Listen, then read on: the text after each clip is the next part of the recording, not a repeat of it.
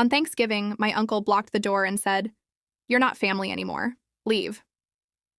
I saw my mom laughing behind him. I stood there frozen, gripping the pie I baked while my uncle smirked like I was some stranger trespassing. Behind him, I saw my mom sipping wine, laughing. She didn't flinch, didn't say a word, just watched. They had replaced me. The chair that used to be mine at the Thanksgiving table, taken by my sister's boyfriend, a guy they barely knew. But he smiled and fit in. I didn't. For most of my life, I've been the invisible one in our family, the backup plan.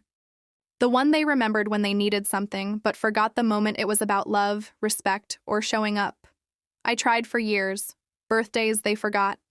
I still brought gifts. Holidays they didn't invite me to. I still showed up with wine.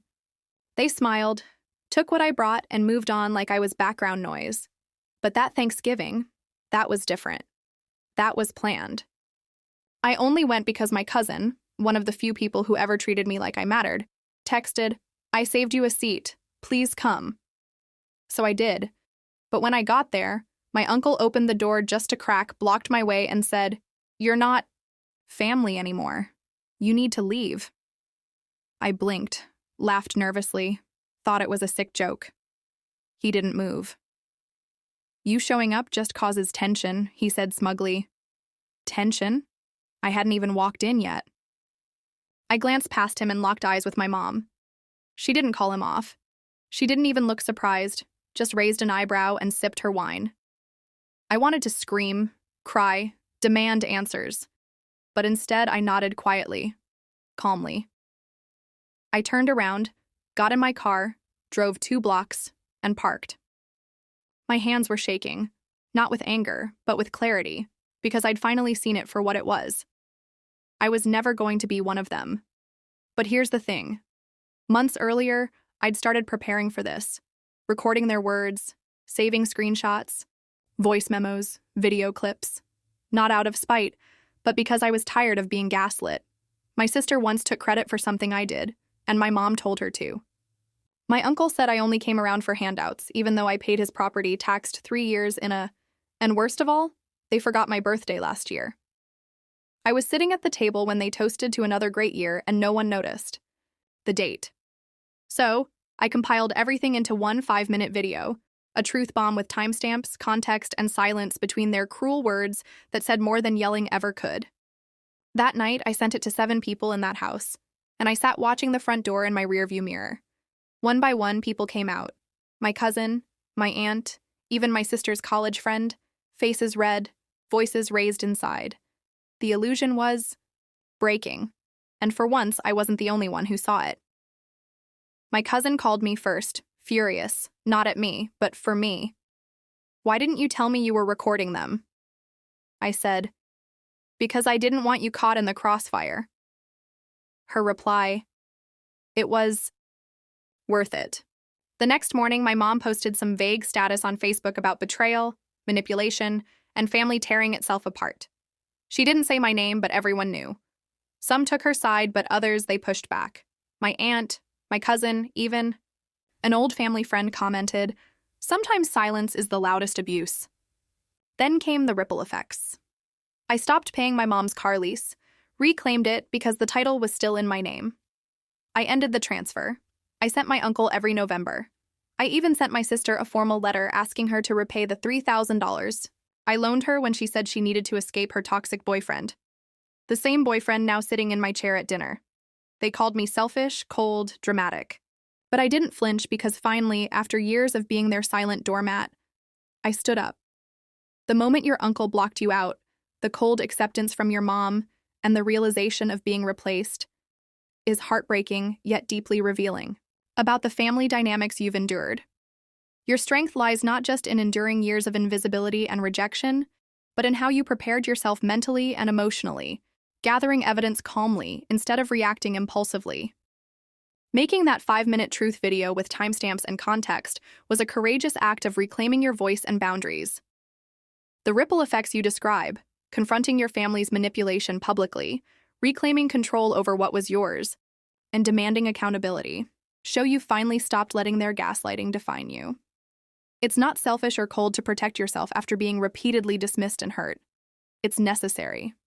Standing up in this way is a profound act of self-respect and healing, and it can also open eyes in your family to the reality they helped create. Your cousin's anger and your aunts' and friends' comments show that your message resonates and that others see the truth too. If you want, I can help you with crafting a thoughtful letter or message to your family, balancing firmness and setting boundaries with emotional clarity, developing your story into a reflective essay or personal narrative that might offer healing or help others in similar situations. Guidance on next steps for protecting your emotional well-being and managing family interactions going forward.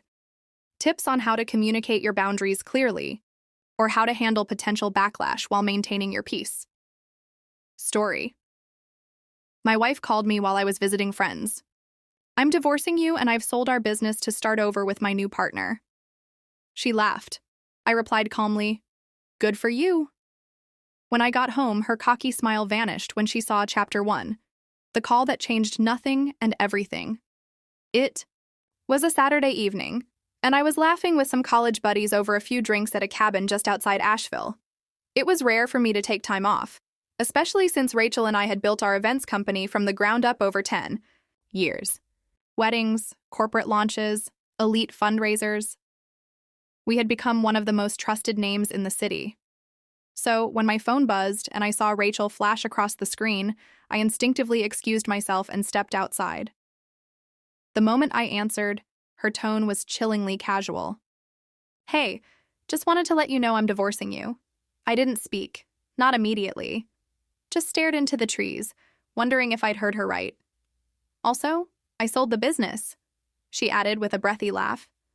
"All of it to investors in Miami. My new partner, his name's Adam.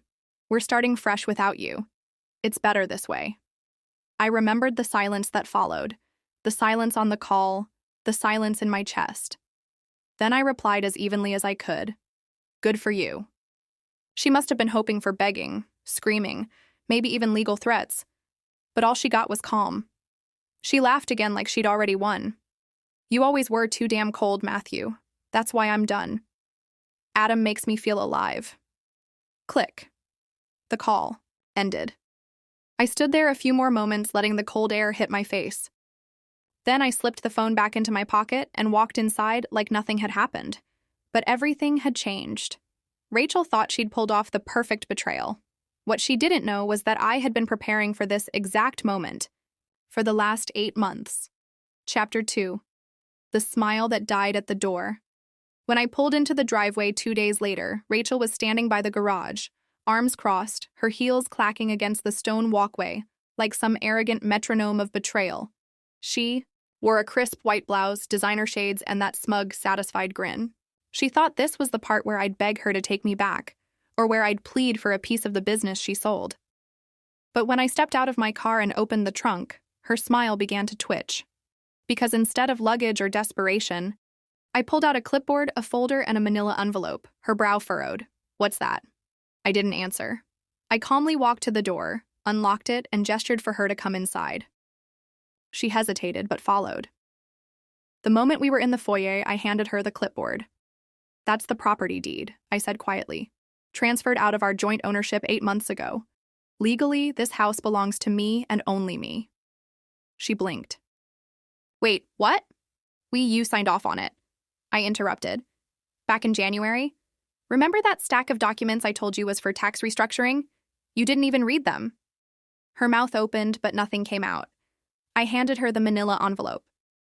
"And those are copies of the wire transfers, the ones that you authorized when you sold the company."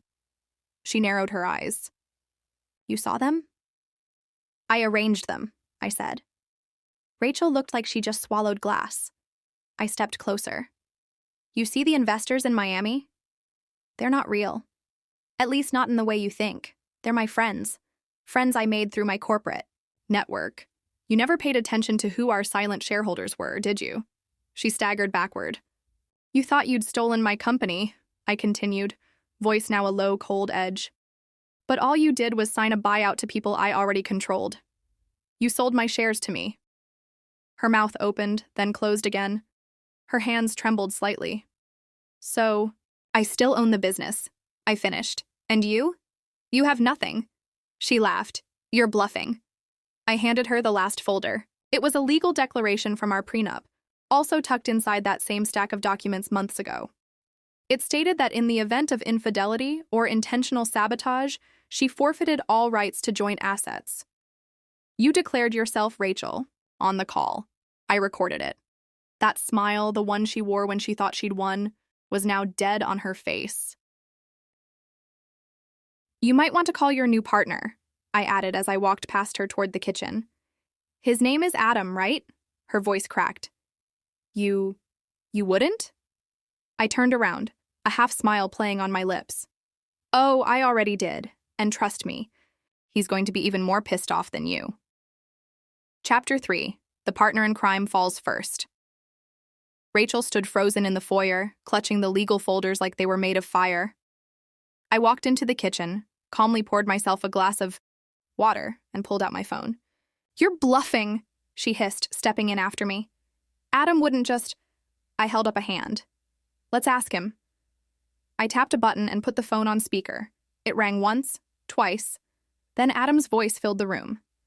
Yeah, Adam, I said casually. It's me. Just a heads up.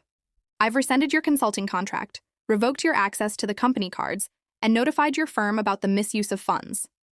You'll be hearing from our lawyers. There was a pause. What the hell are you talking about?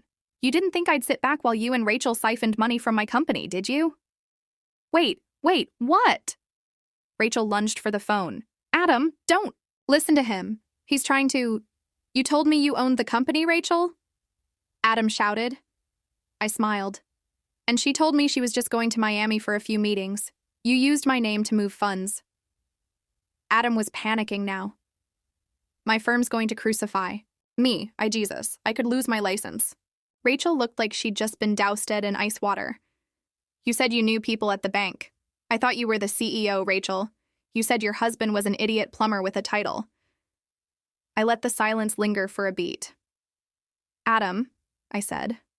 One more thing. I CC'd the IRS on that forensic audit I ran last week.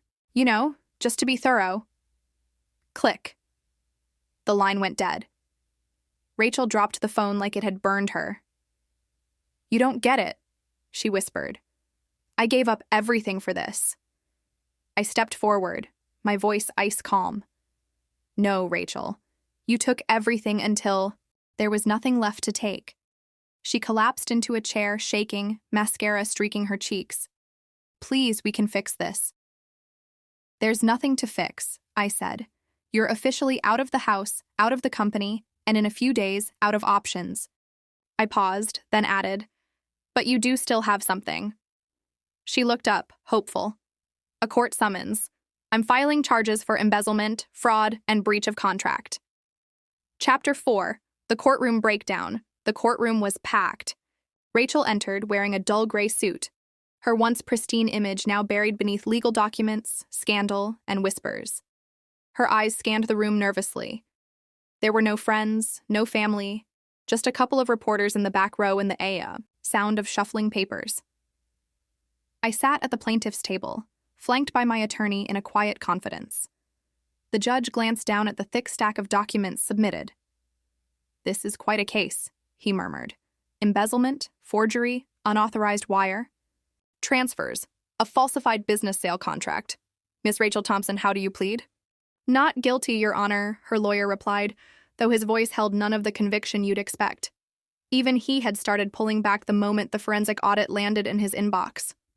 I watched as the court clerk projected emails onto the screen. Messages Rachel had sent to Adam discussing creative ways to reallocate assets and how I would never know. Next came the audio recordings. I'd had our home security system's microphones activated months before, originally out of paranoia. Turned. Out they captured a lot more than late-night whispers. Just sell it under his name. He signs anything. We'll drain the accounts, book the transfer, and disappear. Rachel's face drained of color. Her lawyer leaned in to whisper frantically, but she was barely listening.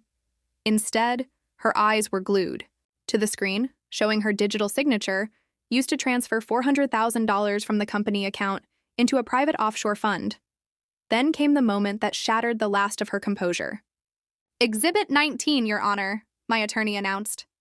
A copy of the business ownership structure established before the defendant initiated the fraudulent sale. Mr. Daniels had full ownership. Mrs. Thompson had zero equity. The judge looked at Rachel. You attempted to sell a company you didn't even legally own. Silence. Then Rachel snapped. He was never supposed to fight back, she shouted. He was always passive. I thought he wouldn't. The bailiff stepped closer. Miss Thompson, control yourself. But it was too late. She was crying now, trembling with rage and desperation. This isn't fair, she whispered. This isn't how it was supposed to go. The judge banged his gavel. Enough. Then turning to me. Mr. Daniels, given the magnitude of damages and the emotional toll, you may file for punitive damages, and I'm authorizing asset freezes on the defendant until the full investigation concludes. Rachel looked at me with bloodshot eyes, lip trembling. But I didn't smile, I didn't gloat. I just stood. I trusted her, I said quietly to the judge. She turned love into a business deal, so now I'm treating it like one. Chapter 5. Aftermath. The new beginning. 3 months had passed since the courtroom. Chaos. Rachel was out on bail but stripped of everything. Her access to funds, her reputation, and most ironically, her relationship. Adam, he vanished. Once the trial transcripts hit the press, along with the financial investigation findings, his company cut ties immediately. His family, old money elites, froze him out faster than I expected. Turns out they had standards after all. Rachel tried, contacting me once, just once. A late-night message popped up in a blank email. I know I made mistakes. I'm sorry. I have nowhere to go. I didn't reply. Not because I hated her, but because I was finally at peace. The business, legally mine from the beginning, had recovered swiftly. After the press covered how I'd been blindsided, investors reached out in support. I renamed the company, updated the branding, and secured a new deal that pushed revenue past 7 figures within months. But that wasn't the best part. The best part was something more subtle. Walking into my new place, overlooking the city where silence wasn't empty. It was peaceful. Freedom doesn't always arrive with fanfare. Sometimes it just feels like your first deep breath in years. As for Rachel, her trial date loomed. I heard, through the grapevine, that she was couch surfing, burning bridges she didn't realize were flammable. The boyfriend she ran off with left her the moment she stopped being useful. Funny how people vanish when your bank account does. A former friend of hers called me weeks later, voice hesitant. She's trying to tell everyone you set her up. Let her, I said calmly. The truth is, on record and karma. Well, karma's got a better memory than I do. Epilogue. One final message. Months later, I opened my old email account and found one last unread message from Rachel. I was wrong. I thought I was choosing excitement. I didn't know I was throwing away the only man who ever truly cared. You didn't deserve that. She was right. I didn't. But some lessons in life are paid in full, and hers came with interest. And me, I moved on. Richer, wiser, and finally free. Was this revenge perfectly justified? Tell us what you would have done in the comments below.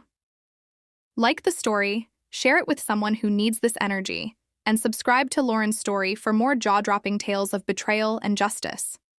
Because here, every lie has its reckoning, and every betrayal finds its shadow. Stay sharp, stay strong, and stay tuned.